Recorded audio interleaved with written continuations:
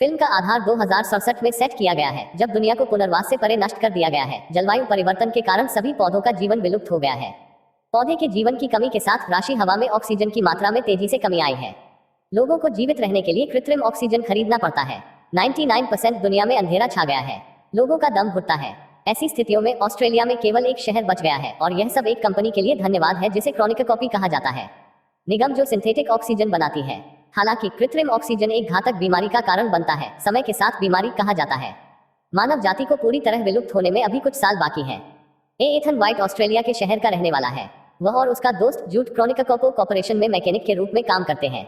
निगम भी काम कर रहा है बीमारी का इलाज खोजने और दुनिया को बचाने का एक तरीका खोजने के लिए। एथन की पत्नी जानते बीमारी भी है। एथन कमाने के लिए दिन रात कड़ी मेहनत करती है और उससे बेहतर ऑक्सीजन खरीदती है। एक दिन जब एथन और जूट सुरंग में काम करते हैं, क्रॉनिका कॉप के कण अनुसंधान के सीटीओ रेजिना जैक्सन उन्हें अपने कार्यालय में बुलाती है।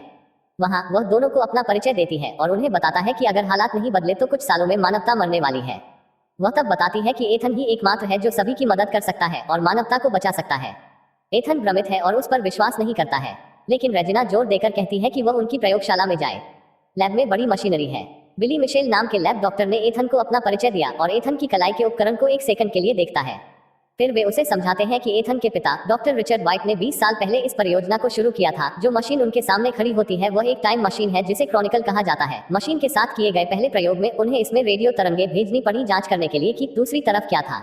उन्हें इसके माध्यम से पता चला कि 407 साल बाद 2474 में हवा में पर्याप्त ऑक्सीजन बनाए रखने और मानव जीवन को बनाए रखने के लिए पृथ्वी के पास पर्याप्त वनस्पति होगी। लोगों का मानना कि अगर मानवता कई सौ साल बाद भी मौजूद है तो यह संभावना है कि उन्होंने उन सभी समस्याओं का समाधान ढूंढ लिया है जो उनकी वास्तविकता को प्रभावित कर रही है। हालांकि एक अजीबोगरीब गतिविधि ने वहां के वैज्ञानिकों को हैरान कर दिया। उन्होंने जो लहरें भेजी वे सुधार कर लौट आए। जब उन्होंने इसे डिकोड किया तो उन्होंने पाया कि भविष्य के किसी व्यक्ति ने उन्हें यह कहते हुए संदेश भेजा था, एथन वाइट भेजे। तो अब रेजिना और पूरी टीम एथन को भविष्य में उसके इलाज के लिए वापस लाना चाहती है। एथन हैरान से परे है। वह उन पर विश्वास नहीं करता और सोचता है कि रेजिना सिर्फ झांसा दे रही है। इसके अलावा वह अपनी बीमार पत्नी को छोड़कर भविष्य में नहीं जाना चाहता, इसलिए उसने मदद करने से इनकार कर दिया। अब एथन और जूड एक डिनर पर हैं, जहां वे कुरकुरा ऑक्सीजन खरीदते हैं। जूड ने एथन को मनाने की कोशिश की योजना के साथ आगे बढ़े और मानवता को बचाने में मदद करे। हालांकि एथन उस पर हंसते हुए कहते हैं कि वह अपने पिता की तरह नहीं बनना चाहता। एथन अपने पिता से नफरत करता है क्योंकि वह उसके लिए कभी मददगार नहीं रहे।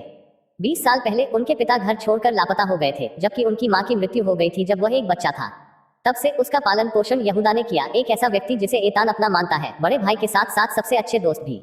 वह उस पर अपनी मां को छोड़ने का आरोप लगाता है और वे अपनी बीमार पत्नी को छोड़ना नहीं चाहता। हालांकि यहूदा उसे यह कहते हुए मनाने का प्रबंधन करता है कि वह अपनी पत्नी को बचाने का एकमात्र तरीका इलाज ढूंढ रहा है। एथानी उनके 8वें जन्मदिन की याद दिलाता है, जब उनके पिता ने उन्हें उपहार के रूप में एक अजीब बॉक्स खरीदा था। जैसा कि वह हाथ डालता है बॉक्स के अंदर, उसके हाथ एक उपकरण उसकी कलाई पर लग जाता है जिससे उसे खून बहने लगता है। रिचर्ड ने एक रखा था अपने बेटे पर स्थायी हाथ उपकरण। कई साल हो गए हैं, लेकिन एथन को अभी तक इसका उपयोग नहीं पता है। बाद में घर पर एथन जेंथे को दिन के दौरान हुई हर बात बताता है और वह भी उसे जाने के लिए कहती है। अगली सुबह एथन ने लिखा, मैं एक धातु के फूल पर आपके पास वापस अपना रास्ता ढूंढूंगा, और इसे जेंथे के पास छोड़ देता है। वह फिर रेजिना के कार्यालय जाता है और उससे कहता है कि यदि वह केवल एक ही इलाज मिल सकता है, उन्हें इसे पहले जेंथे को देना होगा। रेजिना स्वीकार करता है और उसे ले जाता है प्रयोगशाला। फिर से डॉक्टर मिचेल उसे वह सूट दिखाते हैं जो उसे मशीन में आने से पहले पहनना होता है। जैसे ही वे उसे मिशन के बारे बताना शुरू करते हैं, एथन को पता चलता है कि उनके पास कोई योजना नहीं है। उनके पास कोई सुराग नहीं है कि वह क्या देखेंगे या वह दूसरे छोर पर किससे मिलेंगे। हालांकि जब वे उसे सूट में डालते हैं तो वे उसे आर्ची नामक एक एआई डिवाइस देते हैं। आर्ची हर समय लैब को एथन की महत्वपूर्ण जानकारी दिखाएगा। यह उसके स्थान को नेविगेट करने में भी मदद करेगा। फिर वे अंत में उसे मशीन में फेंक देते हैं। अंदर एथन समय के साथ तेज गति से चलता है। वह गिरता है एक अज्ञात जंगल में। आकाश और भूमि से हवा से घर्षण उसके सूट को पकड़ने का कारण बनता है आग, इसलिए वह जल्दी से इससे बाहर निकल जाता है। फिर वह चारों ओर देखता है और प्रकृति की सुंदरता से चकित होता है। वह पाता है कि दुनिया पूरी तरह से बदल गई है। पेड़ और प्राकृतिक ऑक्सीजन वापस आ गए हैं। वह उस दिशा में चलता है जिस दिशा में आर्ची उसे निर्देशित करती है और किसी प्रकार का एक बनकर दरवाजा देखता है। लेकिन क्या पकड़ता है? उसकी आंखें एक कंकाल है जो दरवाजे के ठीक सामने स्थित है। इसकी खोपड़ी में एक गोली का छेद है। इसके अलावा वह उस पर नाम के टैग को देखता है और अपना ही नाम देखकर भयभीत होता है। यह कंकाल है एथन एस का। एथन कंकाल की आर्ची को भी ढूंढता है और उस पर आखिरी रिकॉर्डिंग चलाता है। वह सुनता है आदमी कहता है कि यही एकमात्र रास्ता है और एथन को गोली मार देता है। तभी डिवाइस का पावर बंद हो जाता है। वह भयभीत होता है, यह विश्वास करते हुए कि यही भाग्य है जो उसका इंतजार कर रहा है। फिर वह कंकाल को नोटिस करता है, कलाई का उपकरण।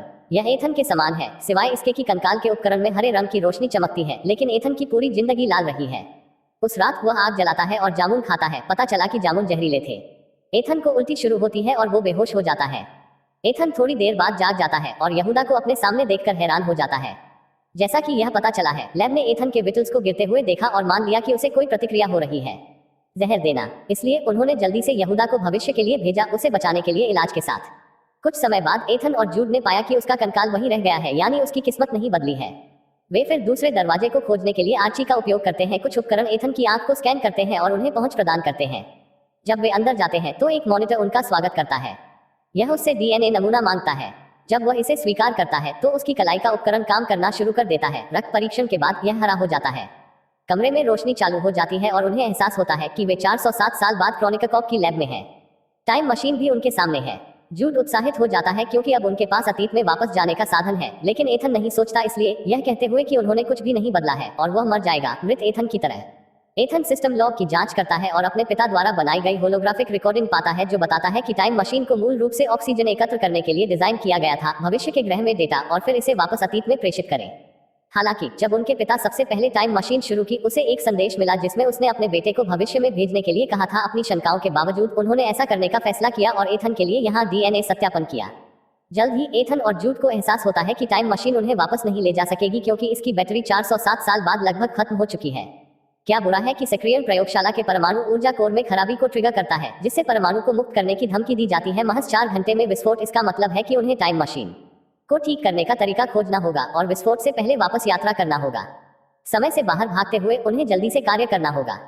बाहर वे हरे पौधों से आच्छादित एक बर्बाद शहर को पाकर हैरान हैं, लेकिन इसमें कोई इंसान नहीं है। यह दर्शाता है कि मानव विलुप्त होने के बाद पृथ्वी अपने आप ठीक होने लगती है।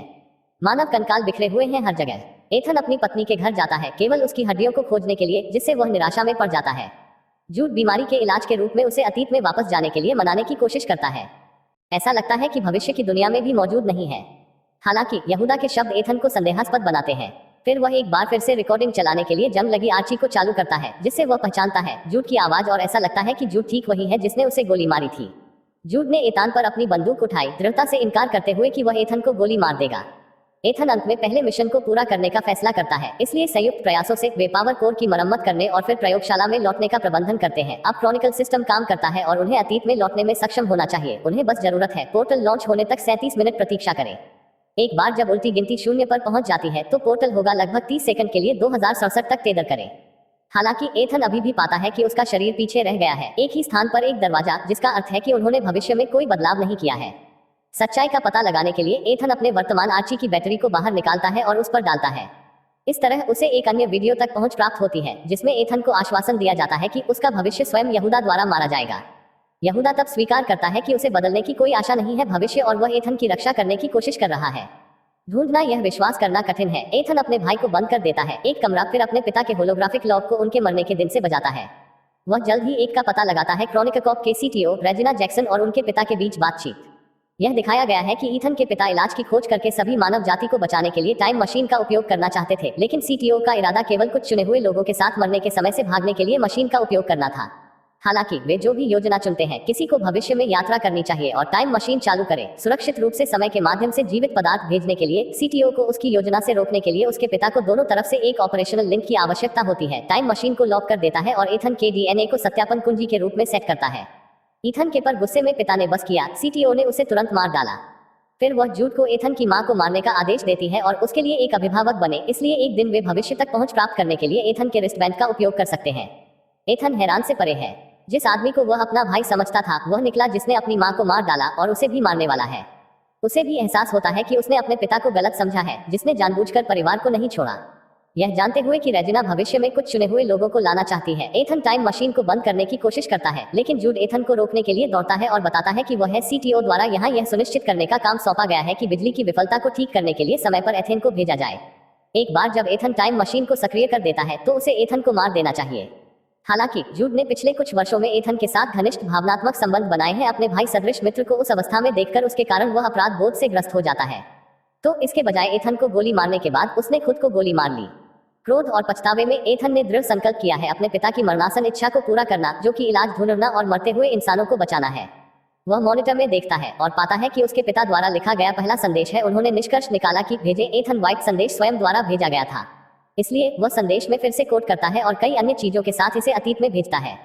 इस बीच वर्ष 2067 की प्रयोगशाला में सीटीओ विशेषाधिकार प्राप्त समूह के साथ चुने हुए लोग टाइम मशीन के सक्रिय होने का बेसब्री से इंतजार कर रहे हैं। हालांकि उनके सदमे के लिए टाइम मशीन सैकड़ों विलुप्त पौधों को एक प्रति के साथ वापस भेजती है एथन के पिता की दर्ज हत्या के बारे में। इसके तुरंत बाद टाइम मशीन एथन द्वारा नष्ट कर दी जाती है, सीटीओ की योजना के पतन के परिणामस्वरूप। अंत में हत्या के आरोप में सीटीओ को गिरफ्तार कर लिया जाता है। 2067 में वापस भेजे गए पौधों को ग्रह को पुनर्जीवित करने के लिए खेती की जाती है। एथन की पत्नी भी प्राप्त करती है उसके पास से भेजा गया एक फूल और उसकी पसंद को समझता है। जबकि एथन को भविष्य की दुनिया में अकेले रहना है, वह यहूदा को दफनाता है और उसे क्षमा करता है। एक तितली उसका ध्यान आकर्षित करती है और उसे फिर से उसके पास ले जाती है, वही प्रवेश द्वार जहां एथन यह देखकर खुश होता है कि उसके भविष्य की लाश चली गई है। वह दौड़ता है बाहर की दुनिया को देखने के लिए और भविष्य के पर्यावरण के अनुकूल शहर को देखकर राहत महसूस होती है, पहले से सुनसान के विपरीत। उनके इस निर्णय ने मानव जाति का भविष्य बदल दिया था। इस तरह के और वीडियो के लिए सब्सक्राइब करें, नोटिफिकेशन चालू करें और लाइक करें चैनल की मदद करने के लिए। देखने के लिए धन्यवाद।